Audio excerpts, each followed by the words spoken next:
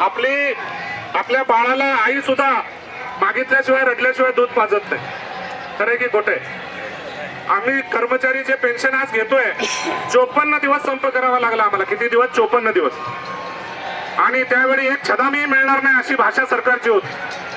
पण 54 दिवसाच्या संपानंतर सरकारला झुकावं लागलं आणि या राज्यातल्या कर्मचाऱ्यांना पेन्शन कायमस्वरूपी द्यावी लागली.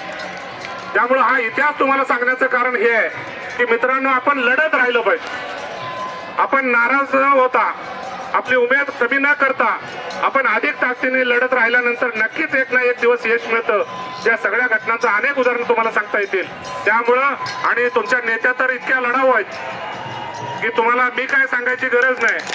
या रणरागिणींना कसं पुढे न्यायचं, यांच्या माध्यमातून कसं लढायचं याच्या दृष्टीने त्यांना सगळी माहिती आहे. त्यामुळं आपण लढत राहूया.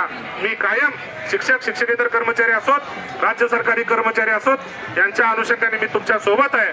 जिथं जिथं समन्वय समितीच्या अनुषंगाने बैठक लागेल तिथं तिथं तुमच्या या प्रश्नांच्या अनुषंगाने नक्कीच त्याची विचारणा केली जाईल एवढा शब्द देतो. आणि तुम्हाला सगळ्या लढणाऱ्या भावा बहिणींना मी मनापासून शुभेच्छा देतो आणि थांबतो. धन्यवाद.